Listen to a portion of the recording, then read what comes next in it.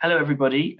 Thank you very much for joining us today for this latest International Affairs webinar hosted by Chatham House. My name is Ben Horton, and I'm a communications manager at Chatham House, where I work, among other things, on the digital strategy for the journal International Affairs. And I'm delighted to be chairing this event today on virtual diplomacy. COVID-19 has caused all manner of professions to adapt to remote working practices, and diplomacy is no different. But does the lack of face-to-face interaction limit the effectiveness of diplomatic engagement?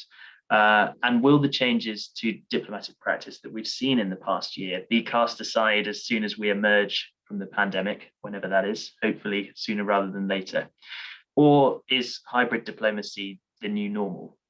To reflect on this, we have a fantastic panel lined up for you, drawing on insights from academia and from practitioner communities.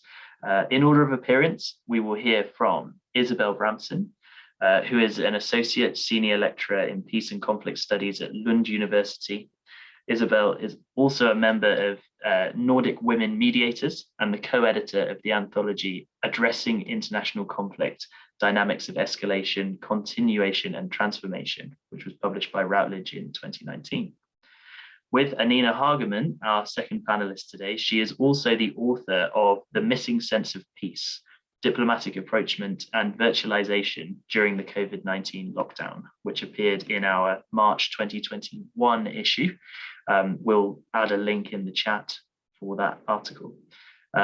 So as I mentioned, our second panelist is Anine Hagemann, who is a PhD fellow in the Center for the Resolution of International Conflicts at the University of Copenhagen. She's currently on leave from the Danish Ministry of Foreign Affairs, where she has worked since 2009, including as an advisor to the UN peacekeeping mission in South Sudan and as head of the political section at the Danish Embassy to Nepal.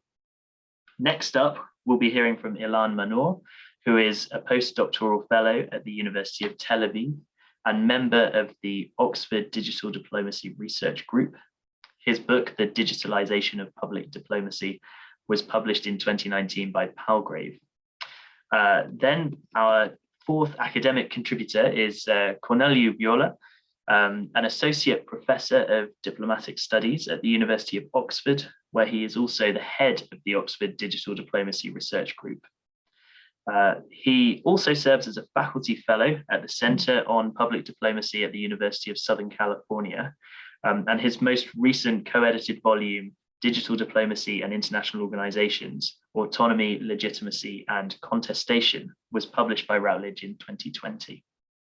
Then last but very much not least, we will hear today from Victoria Lee, who is head of communications at the Swedish Ministry of Foreign Affairs. Victoria served from 2016 to 2020 as Sweden's ambassador to the Czech Republic, and from 2012 to 2016 as Sweden's consul general in Shanghai. She previously worked in the Swedish embassies in Beijing, Rome, and Zagreb, and at the Swedish representation in Brussels. So an all-star lineup to discuss these issues. Now, just before we get going, I have a couple of notes of housekeeping. First up, this event today is on the record. We won't be using the Chatham House rule. It will be recorded and a video will be posted on the Chatham House website early next week. So just bear that in mind. Also, if you want to share any thoughts from this webinar, you are therefore absolutely free to do so, and we'd encourage it. Please do share your thoughts on social media. International Affairs is on Twitter at IAjournal_CH. Yeah, we would appreciate any feedback through that medium.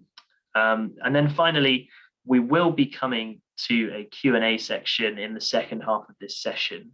So if you have any questions you would like to put to the panel, please do post those in the Q&A box. Obviously, we have quite a big panel, so please do indicate who you would like to address the question to, because we won't have time to get answers from all 5 of our panelists.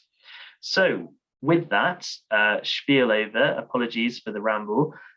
We'll get down into the actual subject matter of today's discussion. And I'd like to start now with Isabel. Maybe you could kick us off by telling us a bit about your reflections on this topic. Hello, everyone, and thank you very much, Ben, for the invitation. So now it's been over a year of pandemic, of coronavirus, and of course also of transformation of all of our life, including diplomacy. So the pandemic did not stop diplomacy. In fact, many diplomats have been more busy than ever with back-to-back meetings just online now. But it certainly has accelerated and transformed and created new practices of diplomacy with the virtualization. So diplomats and peace builders meeting online virtually rather than person to person. So this is, of course, super interesting to study. And what Anine and I started well, a year ago, maybe a little more than a year ago, we were, because we, as it was mentioned, we're part of Nordic Women Mediators, and we heard from our fellow colleagues in that forum that this was really transforming. So we thought, okay, we have to write about this. So we interviewed Syrian and Yemeni participants in peace diplomacy, and saw this almost as a natural experiment of what actually happens when what we're so used to doing face-to-face actually is transformed and goes virtually. So we looked at sort of the effects of virtualization and also for strategies for future use, if we want to include at least some of the lessons learned that we had during this period. And then afterwards, of course, there's been other sort of presentations of this and focus on this also in Al Jazeera, in The Economist, different places. But I still see our article as sort of summarizing, but also like systematizing many of these and adding a crucial dimension to really understanding not just what does it mean for virtualization of mediation, but also what are the larger lessons for how we can understand diplomacy? What is really diplomacy? What does it mean to meet each other face to face? What is it really that is at stake, and what can happen there? And yes, so Anine, over to you. So we're going to go back and forth between Isabel and I twice just to make it a bit more interactive. It's something we'll come back to in the end of how you can simulate a little bit of more intimacy in these virtual fora, which is definitely a task for mediators and diplomats. But what we'll tell you a little bit about is our findings in terms of the effects of meetings, particularly, so both the virtual and the physical meetings, because we actually found that while we're talking a lot about virtual, we tend to talk more also about what we're missing. So what was the old world like, and what did it really contribute with that we now are thinking about? But we'll also talk about the strategies which mediators and diplomats can use. So just to start us off, I'm going to tell you our findings about 5 effects of virtual meetings that we found with our study, which you can also see more of. There's a link in the chat. The first trend we found, and this is data from last spring, so obviously this could have changed a little bit. But the first trend we found was that generally there was a broader accessibility to peace mediation negotiations at levels 1, 1.5, 2, in terms of just virtual meetings drastically lowering entry costs as opposed to physical meetings because of travel, because of practicalities. And so the inclusion of voices from conflict zones, that be women, refugees, people who have not been able to travel to negotiations or processes around negotiations had more access. Of course, with that great caveat that people on the periphery who don't have access to electronics are completely cut off. So there's a large periphery that just drops out, and then the immediate sort of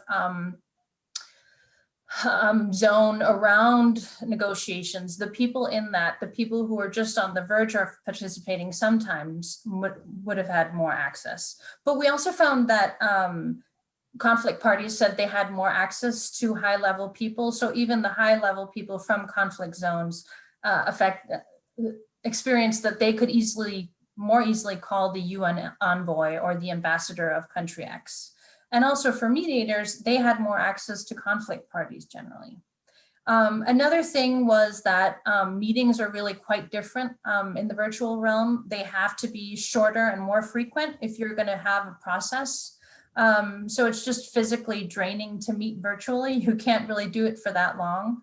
And in peace negotiations, you typically would take a week out or 2 weeks, a longer period, and you would go and be intensively together. The virtual setup for that is completely different, and that's a dramatic change. Then there were some issues around confidentiality at risk.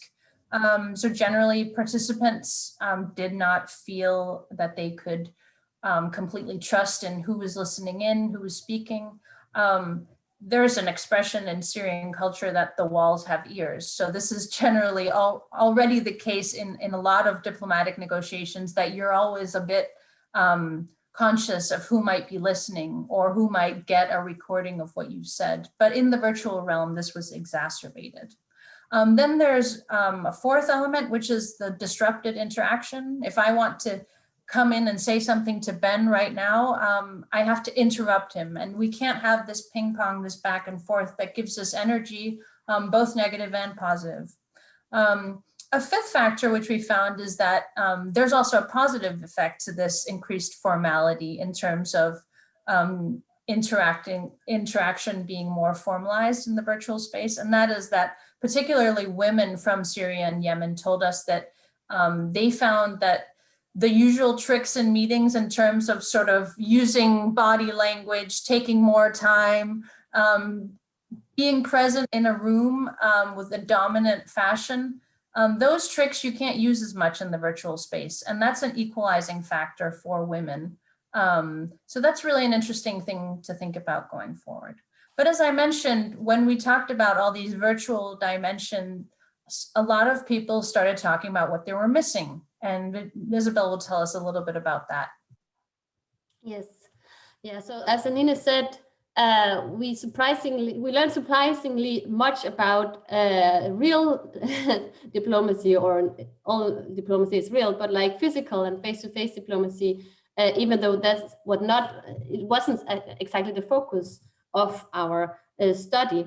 But it became, because for a number of years, I tried to sort of talk to mediators and diplomats and try to sort of get to what is actually at stake, how are the dynamics and so on. But it's really difficult to put into words, because it's like a fish in the water. You don't really, verbalize it that much. But then with this, in its absence, it was much easier to sort of explain and, usually we do this and this is really important and all these kind of things. And previously, there's been a number of studies on the importance of face-to-face, but mainly these studies have been on sort of based on historical memoirs of diplomats saying, 20 years ago, look how I made peace when this in this case.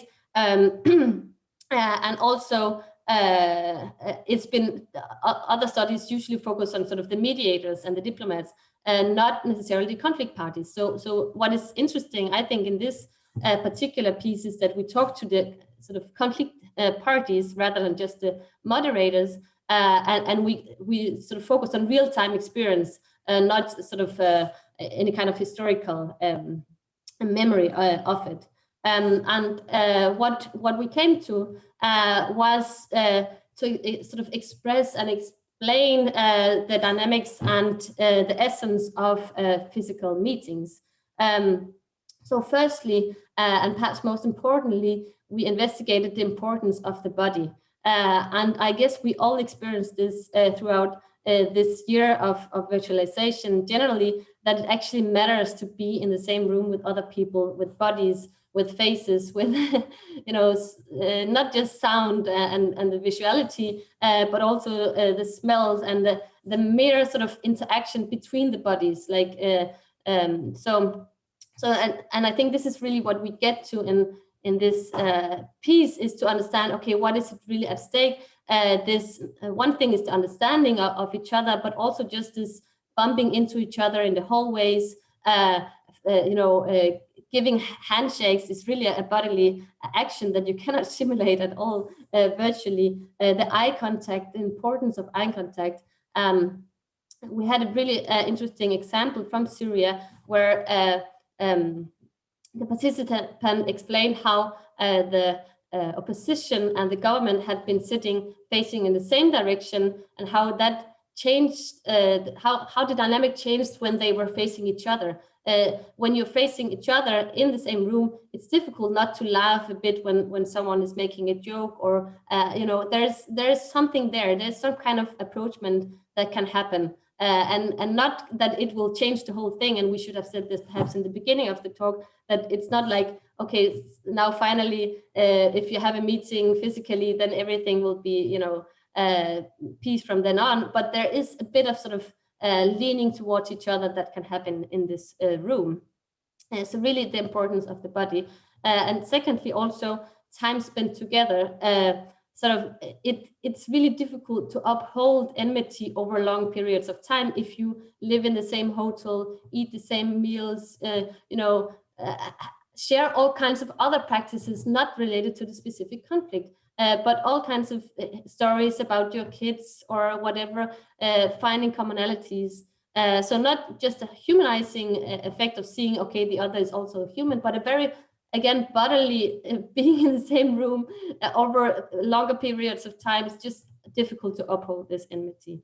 And then thirdly, rituals of reconciliation, especially in the Arab world that we looked at, it is really important to have these rituals that you can share a meal. In Syria, there's this expression of khobz and millah, that you share bread and salt to sort of, not maybe you don't necessarily solve the conflict, but you just as a simple say, okay, now we've reconciled this.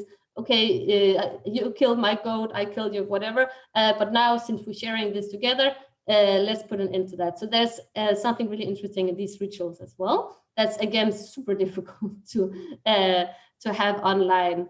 And finally, fourthly, the informal space. Again, this is a normal saying in diplomacy that the big deals are made in the hallways. And I personally observed the Philippine peace talks, and whenever there was a difficulty in the talks where they sort of faced the wall, they couldn't come any further on a particular issue, there would be called a break. They would go to the hallway or outside and have a smoke, and then come back, and then, okay, this is what we will do, kind of. So it really matters, the importance of the break. You can share meals, cigarettes, chewing cat together, as many expressed in the case of Yemen.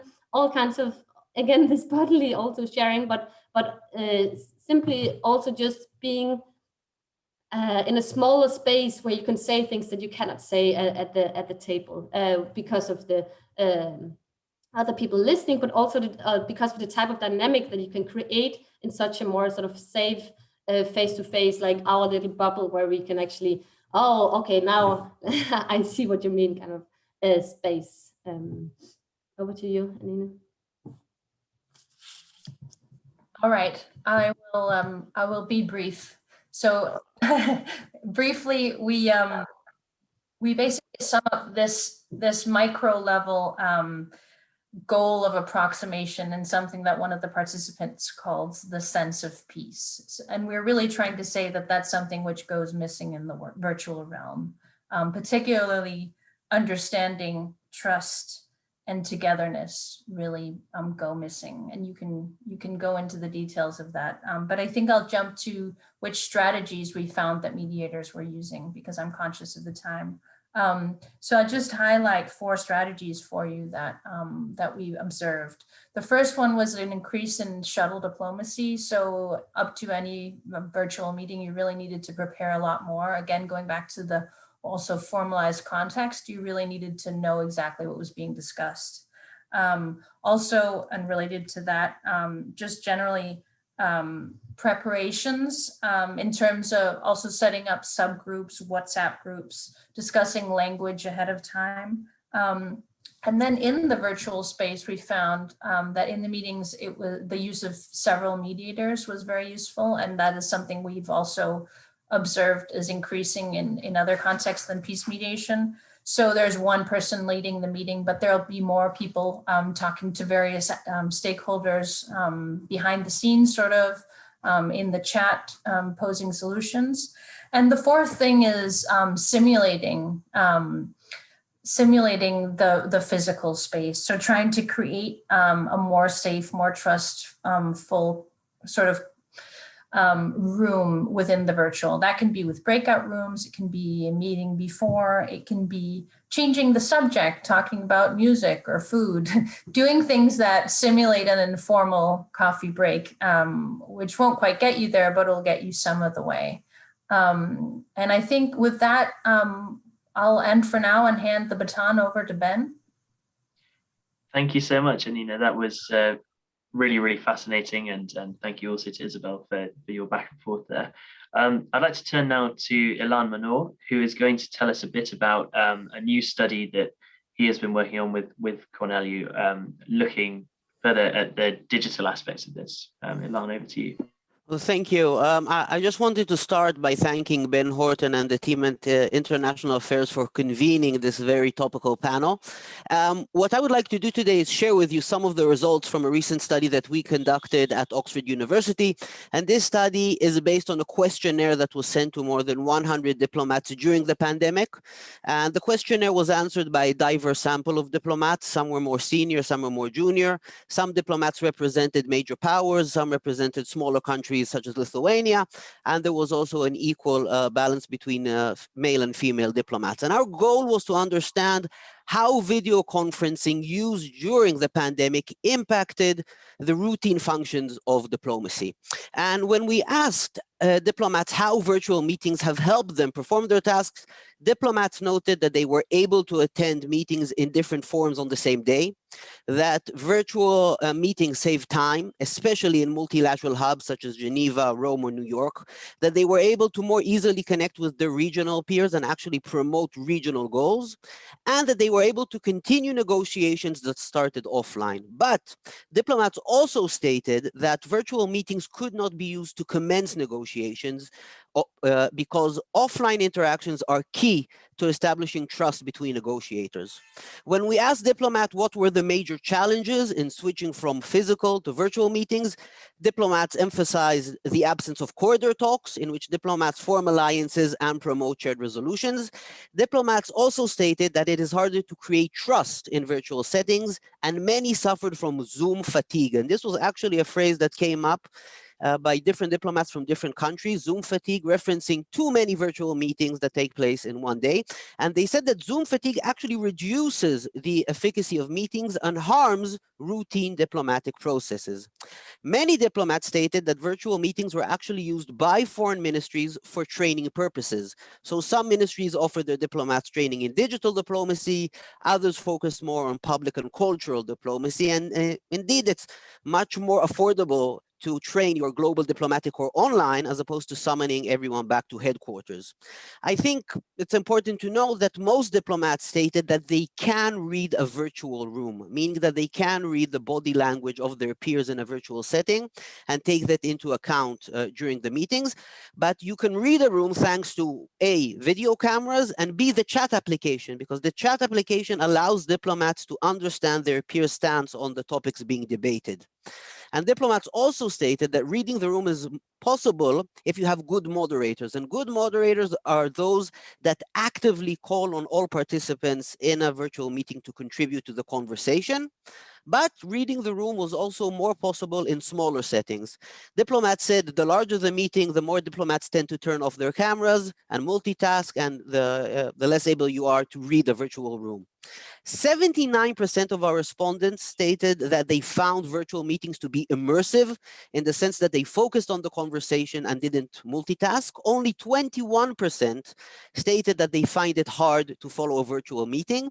Here, we actually found a generational divide where it's easier for younger diplomats to become immersed in a virtual meeting than it is for more senior and older diplomats. We also asked diplomats what makes a virtual meeting successful, and the majority of diplomats said that virtual meetings must have predefined goals and a very clear agenda, or otherwise you get lost in the conversation. And others said that a good virtual meeting is one that ends with a clear objective and an agreed upon steps to go forward. And here again, the issue of good moderation came up, as moderators help by facilitating a wider conversation and ensuring that no participant gets lost in the discussion. Finally, we asked diplomats what they think would improve virtual meetings, and most stated that better security was needed, and they actually said that foreign ministries and international organizations should develop their own video conferencing tools so that sensitive topics could be discussed. Others spoke of a more immersive environment where you could almost sense the presence of your peer, be it through virtual reality, or some suggested the use of holograms. And some diplomats spoke about the need for automatic translation to UN languages, especially in negotiations. Only 6 respondents in a sample of more than 100 diplomats stated that virtual meetings were no substitute for offline diplomacy. So what are the main conclusions? Well, first, of course, our results suggest that virtual meetings cannot and will not replace offline diplomacy, as it's harder to build trust online. There are no corridor talks, and reading a virtual room is dependent on moderation and diplomats' use of camera and the chat application. But virtual meetings can augment diplomacy. For instance, negotiations that begin offline can at a later stage continue online. Similarly, groups of diplomats who have worked together offline can migrate online successfully. And lastly, virtual meetings do save time and effort, especially in multilateral hubs such as Geneva, Rome, and New York. So that's my contribution, and back to you, Ben. Thank you, Ilan. Thank you very much. Actually, we just have a very short question that I'll just chuck in now, which is there anywhere that we can access this study, or is it forthcoming in publication? How can we have a look at the results beyond this meeting? Well, we're now working on the actual publication process, so hopefully it will be out in a month or two, and everyone will be able to read it online. Thank you very much. Conscious of time, but I'll move now to Corneliu. Thank you for joining us. It would be great to hear your thoughts on particularly the longevity of the changes that we've seen, and any other reflections you'd like to add to what we've heard so far. Thank you very much, Ben, for organizing the event and for inviting us to take part in it. Also, to the people in the audience, decided to joining us today. Also, congratulations to Anine and Isabel for beating us, with the publication on the article on the Zoom diplomacy. But just to build on what Ilan said, so the big question we try to address with our survey is rather simple. Where do we go from here? Is there a life for virtual diplomacy after the pandemic? So that's what we try to get at it. And in order to answer to this question, I think it's good to take a step back and reflect a bit on the broader context in which this process of digital integration advances in the case of Ministry of Foreign Affairs. More specifically, to reflect on the role of external factors, external events in accelerating this process of digital transformation. So let me take you back, for instance, to 2010, the Arab Spring, right? This was a momentous point. It was a breakthrough. Simply because this is a moment when many Ministry of Foreign Affairs, because of the Arab Spring, started to migrate online. They opened accounts on Twitter, on Facebook, on Instagram, and they start practicing what we call now digital diplomacy. Right? So there will be a few embassies, Ministry of Foreign Affairs before 2010, but 2010 changed completely the impact of external events. Fast forward 2015, 2016. What we've seen, for instance, again, the rise of this toxicity of terrorism, Daesh at that time, and Russian propaganda. And this is also the time when Ministry of Foreign Affairs started to design and to implement, to create, some of them quite, new strategic communication units. Germany established a strategic communication unit about that sometime. Stratcom of the European Action Service was established about the same time. So the negative side of digital put pressure on Ministry of Foreign Affairs to react and to adapt. And they created strategic communication units to deal with disinformation and propaganda. So where we are now, 2010, pandemic forced MFAs to go online by Zoom and Teams, right? In order to keep going what they do bilaterally and multilaterally. G20 summits, G7, right? That it's still going on. So we wonder to what extent what we're going to see now follows the same pattern, an external event changing and progressing and moving into a different direction.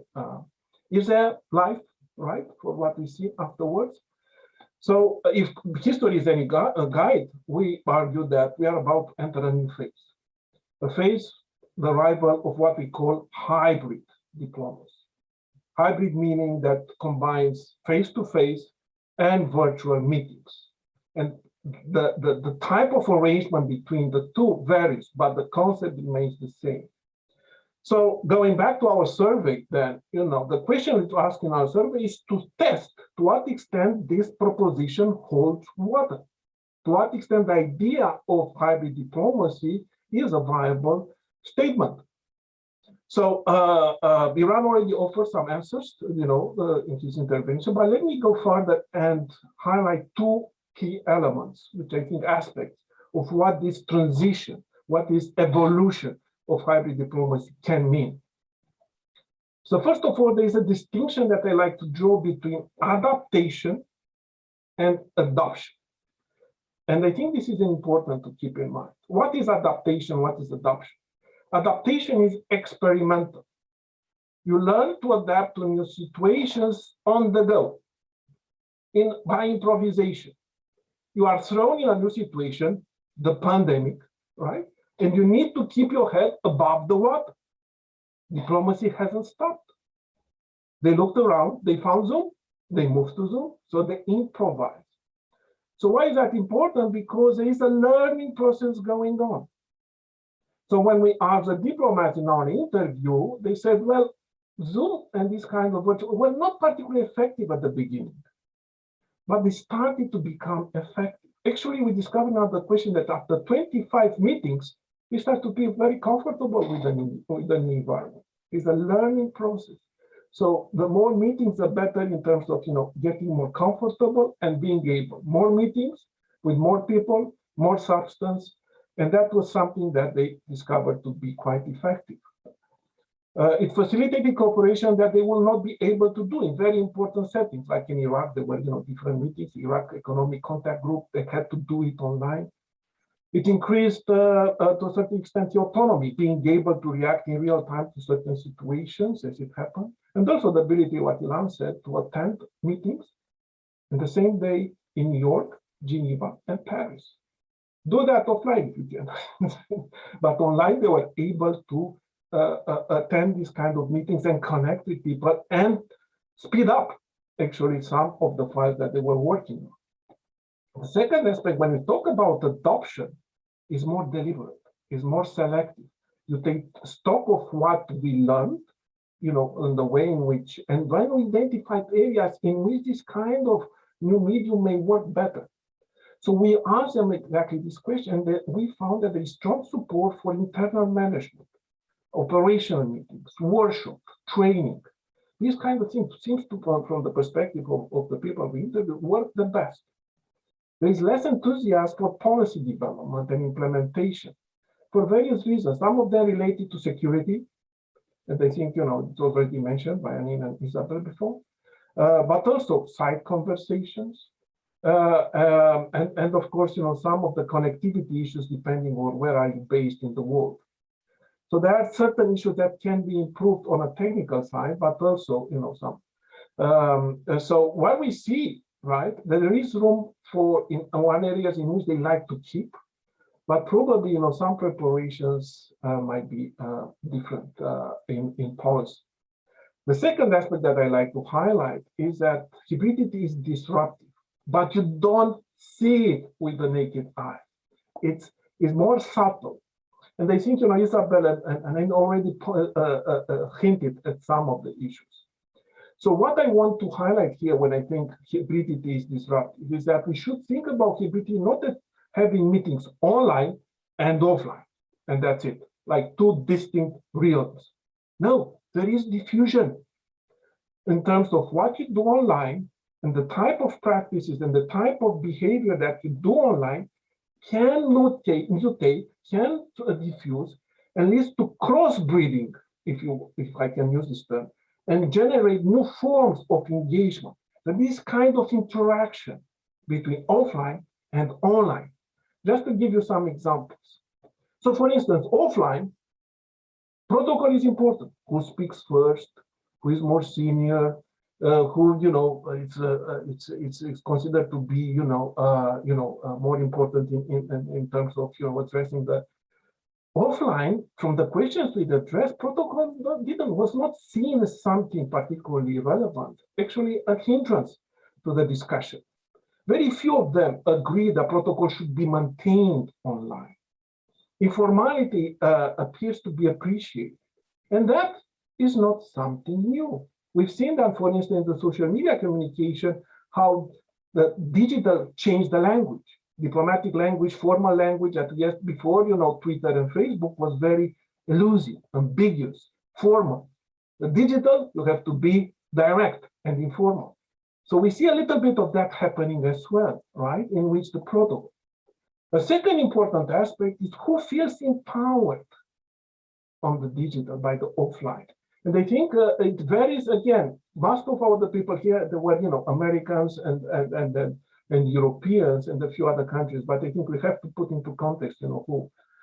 And they felt that, for instance, on the issue of gender, senior men, they have no problem getting into the conversation. But what we found interesting is that women below 50, right? Actually, they were comfortable engaging in the conversation. This is interesting because if this type of practice mutates offline, it disrupts, right? It can access a level playing field. That is a tool for leveling the playing field. A third important element in this conversation is the role of non-verbal communication. In offline engagement, it plays a role, definitely, but in offline, it plays an even more important role because look at us, we are little squares on a screen. It's difficult to see the body language. It's difficult, to establish that type of intimacy that Anine mentioned before. So nonverbal communication, and we have studies again, before this, that women are better at getting the social and professional cues.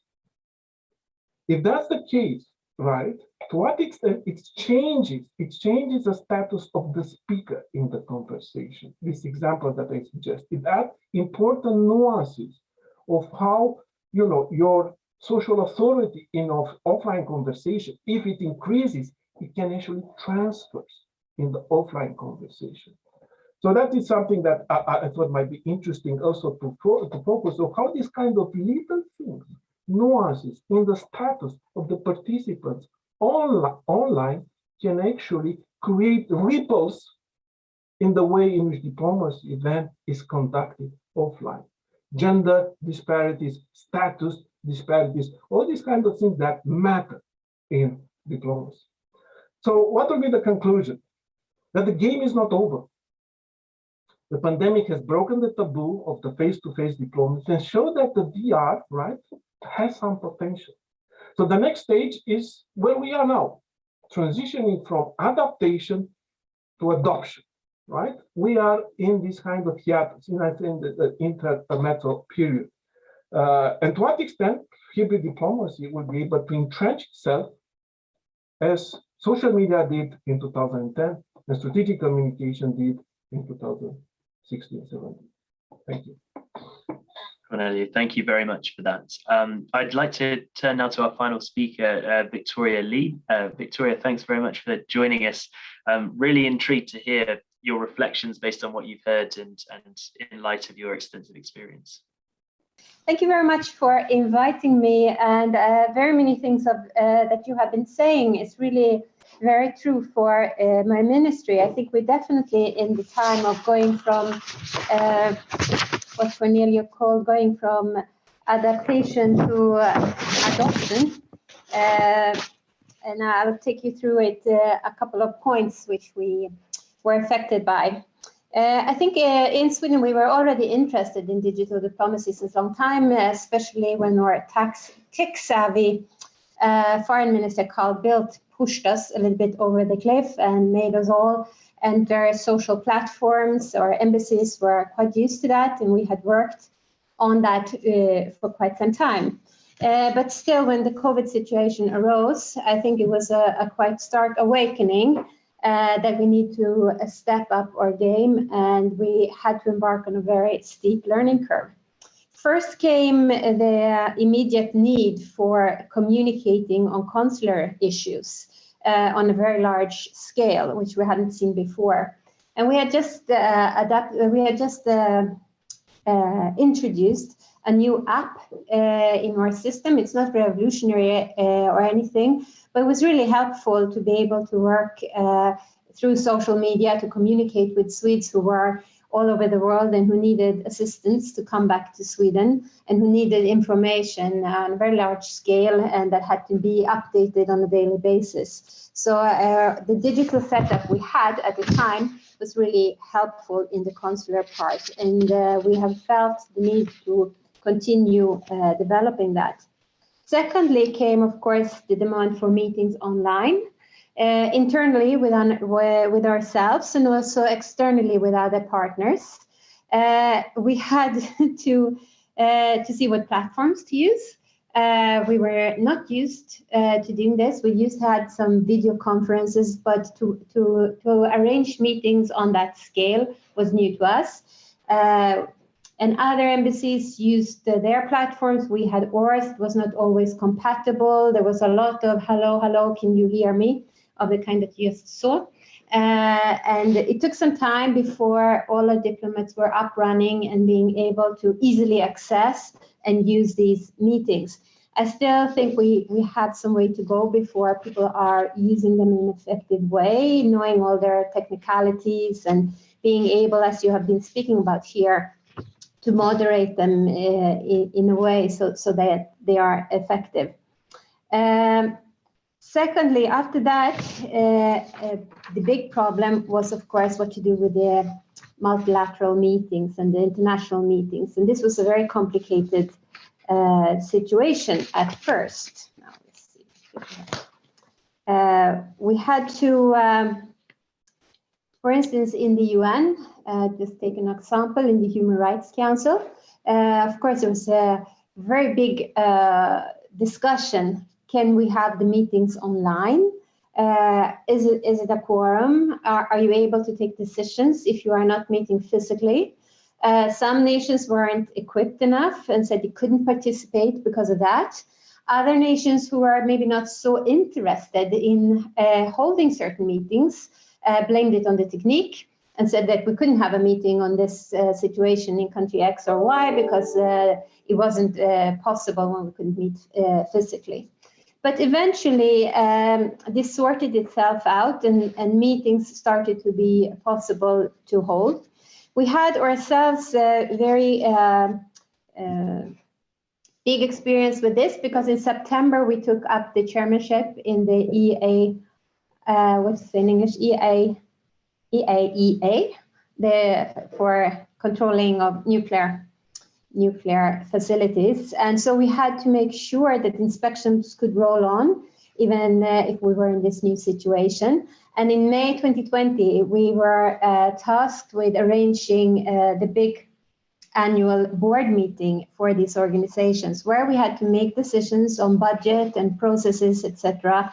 And again, we had to look over all these rules. Can we do this online? Will the decisions be legally binding, even if people are not coming, etc. So it was a huge effort of all our diplomats to get the international community together around this. And it was actually successful in the end, and 107 countries met in the end of May for a board meeting online. So it was possible, but it was a lot of work to make all this happen. And since then, we have also taken over the chairmanship of the OSCE. And also there, we are conducting both meetings and negotiations online. So this has been a steep learning curve, which is working at least quite well by now.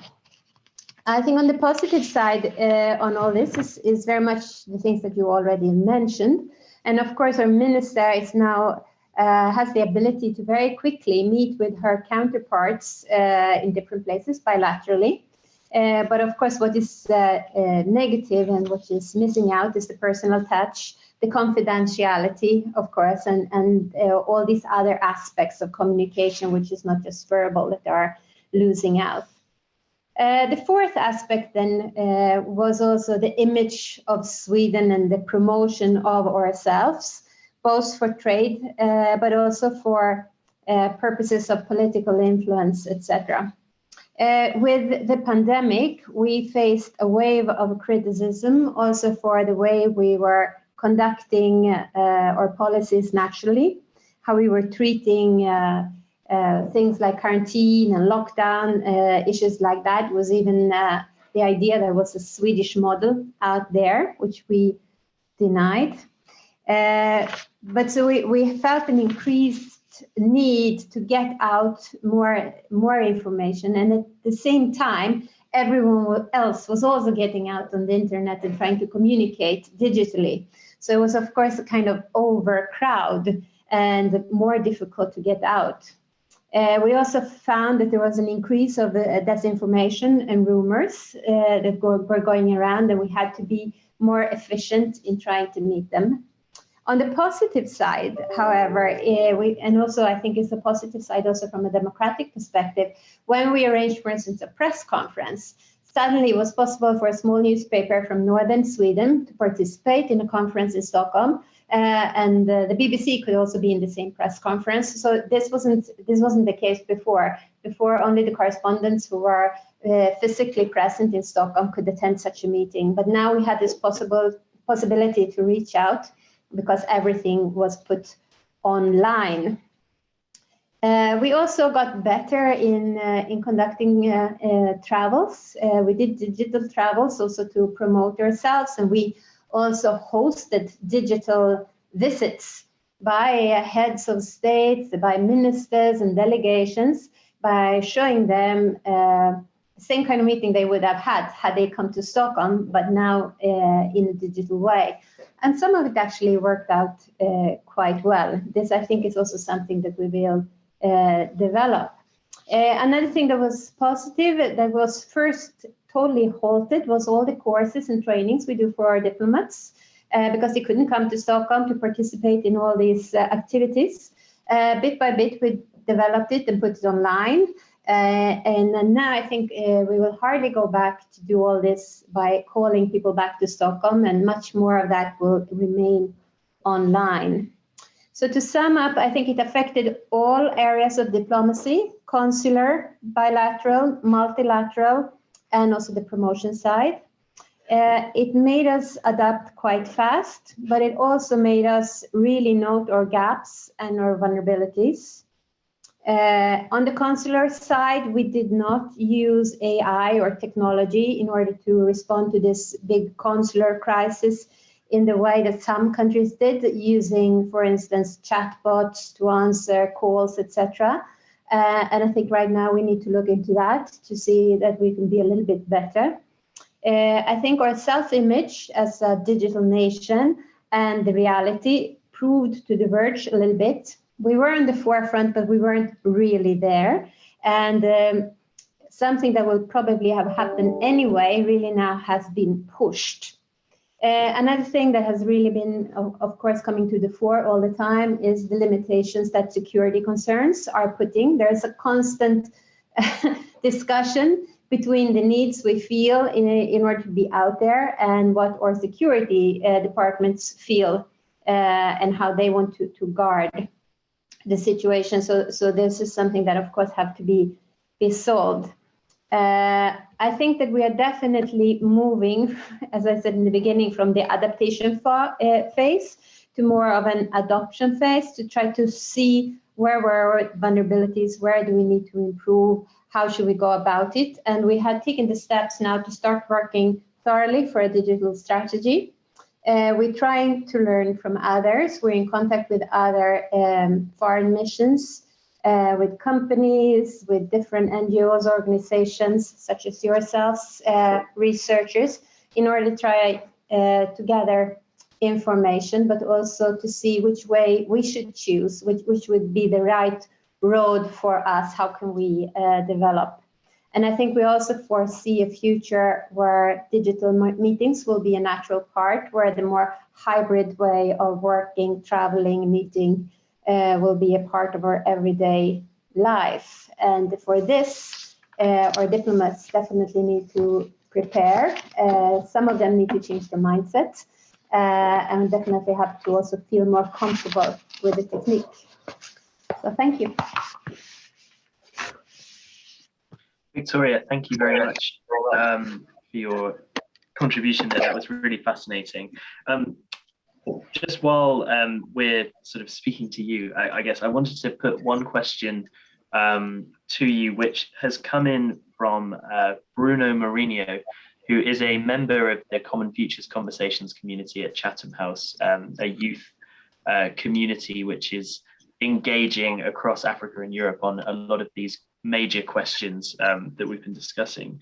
And Bruno wanted to ask about how the training of diplomats has been affected by this move to digital. And particularly he's thinking about whether when you're training your diplomats on issues of emotional intelligence, for example, which might have relevance for kind of face-to-face diplomatic encounters, is that something that is easy to translate online when you're trying to provide diplomats with these skills? Well, that's a very advanced question. I don't know that we've had that kind of training for our diplomats yet, or new and young diplomats who entered the service last year. They have conducted all their training online. So of course, there have been many more parts of their training that has been also geared towards how to conduct these meetings, how to respond, how to be out there. But I can't really answer in detail on that. No problem. Thank you very much. I have obviously a million questions that have come in, and they're all fantastic, but apologies in advance to our audience if we don't get to cover all of them.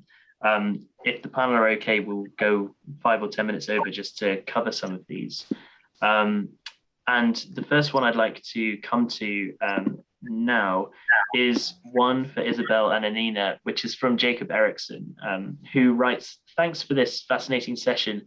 The question for Isabel and Anine is, although you point out that access can actually be improved in digital settings, is access negatively affected by connectivity problems, particularly when you're trying to involve civil society actors from more rural areas? And if this is the case, what could be done to mitigate this? How do we ensure that their voices are not marginalized?" But I'll be happy to answer. Yes, you're absolutely right. Thank you for that excellent question. I think I touched upon it briefly, but there will be very large groups who are completely marginalized when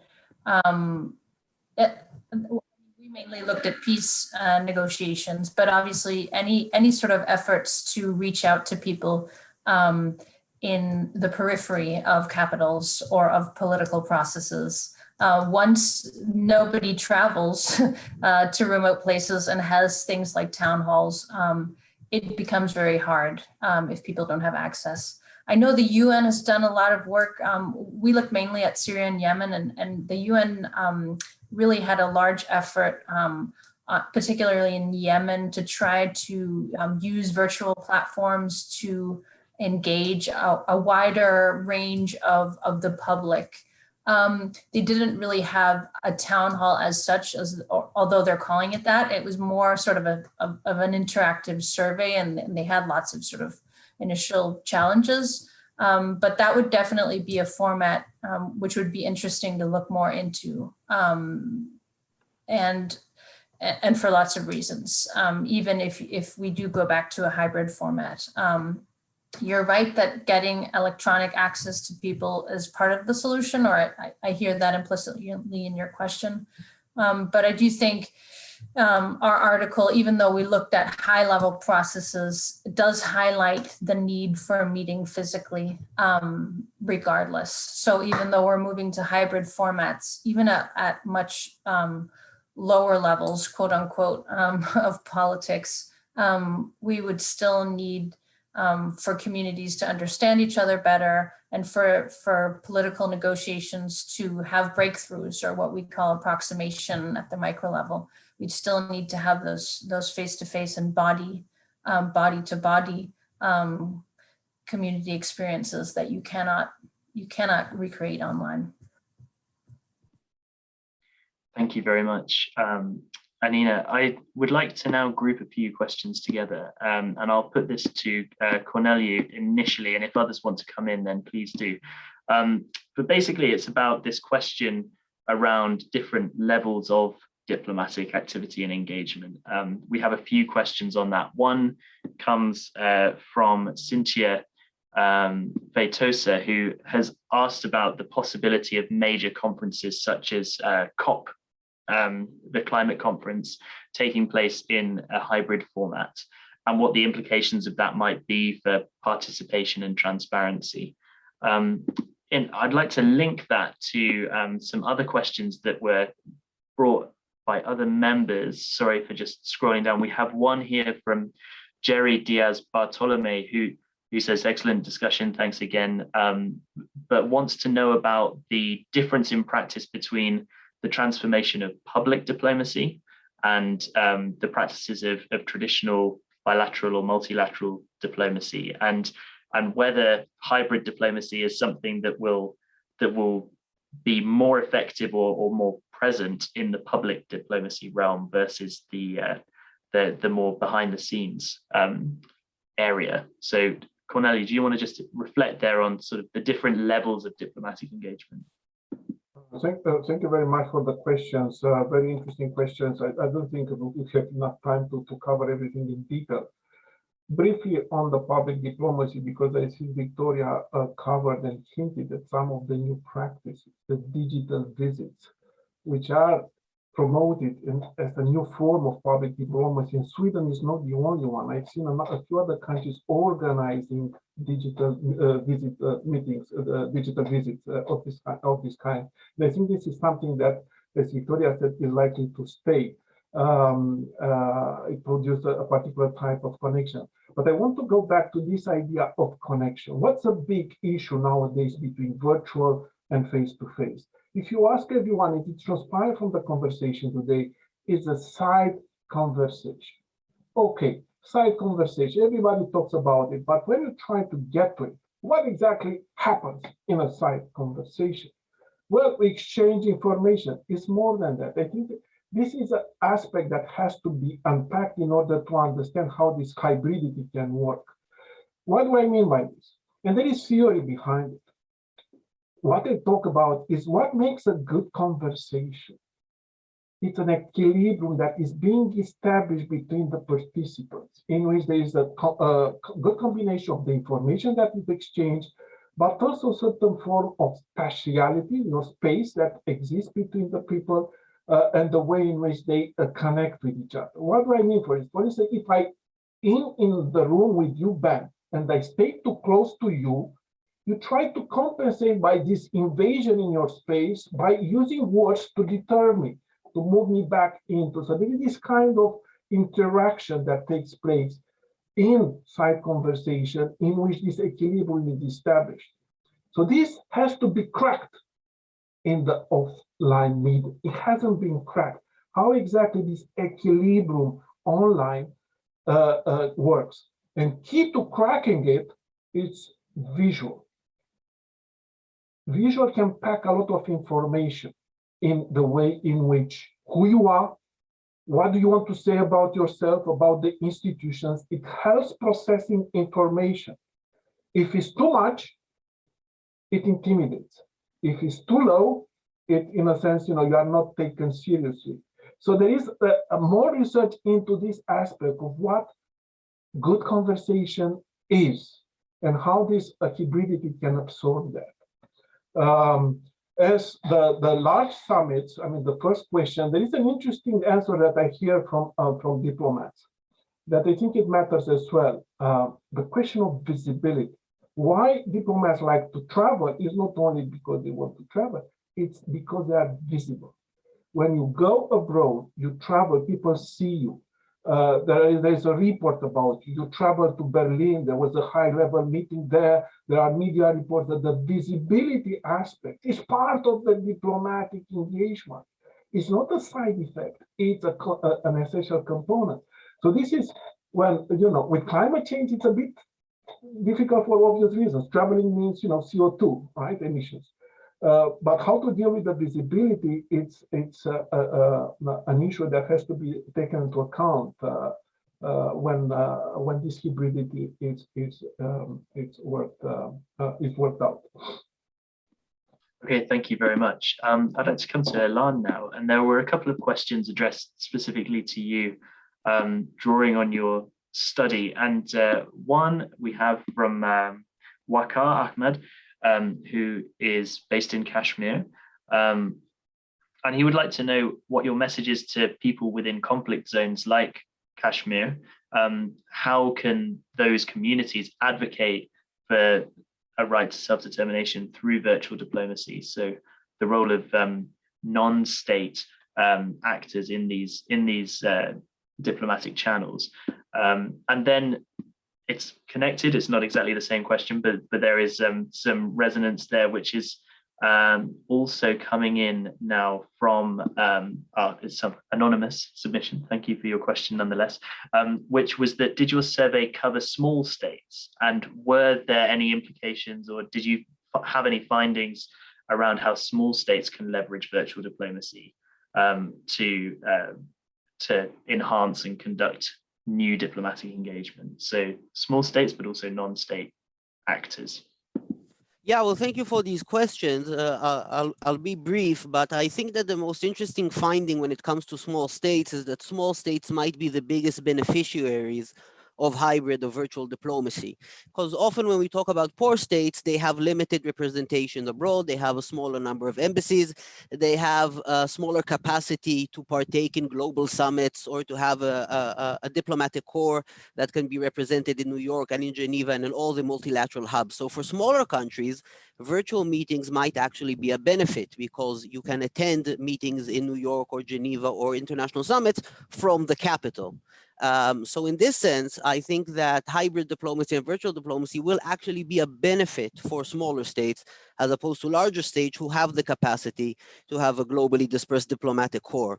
I also think that hybrid diplomacy might prove useful for non-state actors in the sense that they can now create their own conventions, or they can summon their own conferences and actually invite diplomats to partake digitally.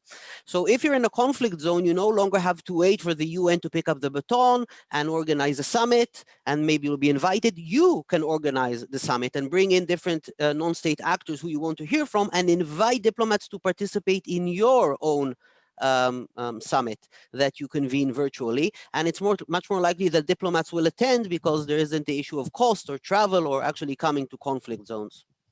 Yeah.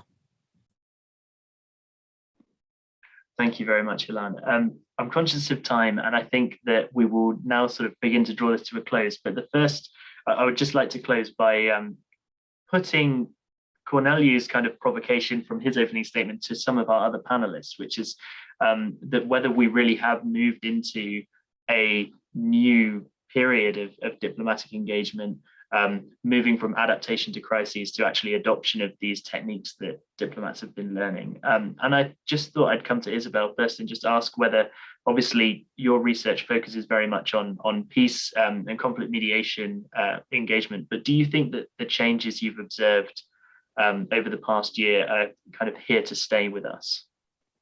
Thanks a lot. Excellent question. And of course, nobody knows, but I definitely think that some of the changes will remain, or we will learn from what, and of course, Anine and I did this study a year ago, and I think some of the points made by some of the rest of you that actually we have learned also by now how to do better meetings and so on. Maybe this also would have been reflected better or in a different way in the study. But I do think if we have to sort of zoom out and think, okay, what is it good for? If we want these hybrid formats where we mix, of course, we should never take away the face-to-face. That's sort of the core of our argument. But if we mix and take the best of both worlds, what will come out of it, and what is it good for virtual mediation and diplomacy. So it's good for sharing information. It's good for keeping contact between meetings, and I think this is, especially mediation, this is crucial. It can be really, difficult if you have a physical meeting. You do actually have some sort of approachment. You do come a little bit closer to each other. But then after the meeting, after 3 days a week, then you go back for 3 months perhaps, and you go into fighting. You forget all of this, whatever was emerged at the meeting. But if you do have these more continuous meetings in between the physical meetings, virtually, that could actually be essential and could be a game changer, perhaps, of some sort in peace mediation. So I think that's perhaps the key. But then also for inclusion, that's a key in peace process, and have been for a number of years. How can we include more people? And Anine mentioned the example of Yemen, where a large number of people were included in the sense of actually having a say and saying what they meant about different things. There's a similar example from Libya. So these kinds of broader use of technology to actually include more people is crucial, and I think will remain and be developed for the future. And also this perhaps access to both the high-level people and the marginalized people. And maybe also it is useful for more formal presentations, like in the UN, where you don't need to necessarily solve the conflict, you just need to present a statement. That's very useful as well. So I hope that the future will take the best of both worlds. Thank you so much, Isabel. Anine, do you have anything to add to that? Just perhaps briefly that, as Isabel spoke of, we'll probably be good at making better of the advantages of the virtual, which was what Isabel mainly mentioned. And then we'll also improve at mimicking the physical. So this mimicry, which is also something that Professor Bjola is mentioning, right? Thinking more about what exactly is it in the corridor meeting that we can try to sort of mimic. I think we'll get better at that. And we already spoke to some of the Palestinian mediators who've been working on mediation between Palestinian territories and have a long record in this. And they had lots of strategies to do this. So I think we've already learned a lot in the first year, and we'll keep on improving. Yeah. Awesome, thank you. And now I'm going to give our last word to Victoria, if I can just come back to you at the end here, which is just basically the same question to you. Do you think that this has been a kind of watershed moment, a turning point in how you approach diplomatic engagement? Or do you think that as things begin to open up and vaccine distribution improves, that the old ways will make a comeback? No, I think the change is definitely here to stay, and it would have come even without COVID, as 5G is soon a reality everywhere, Internet of Things, AI, and new actors also on the diplomatic stage. We will have to deal with the platforms, the way that they are interfering in our diplomatic lives. Someone is already calling some of them states by themselves. Everyone is participating in the Facebook state, etc. So diplomats will have to engage with the digital in very many ways that we haven't spoken about here. It's not only the methodology of meeting or communicating. It's the whole game is probably going to change because of digitalization. We'll have to take it into account. I'm sure we are, as you said, the personal meetings definitely going to be needed. But many meetings that we conduct, and not least within the EU, where we are constantly on a roll, going to Brussels every other day to meet in various constellations. I'm quite sure that many of those meetings will be held online. It's also, of course, we have a climate issue to address, and this comes timely because we stop flying. So the way that we are conducting our business, I'm sure it's going to change. And it's also going to change the demands that we put on our new diplomats. What do they need to know? We can see it in our own security department. I think everyone is now working on hybrid threats. These things are interacting into each other. Is disinformation, hybrid, cyber, etc. So a new kind of diplomat is definitely going to have to emerge, and they're going to work in new ways. I think it's with the time.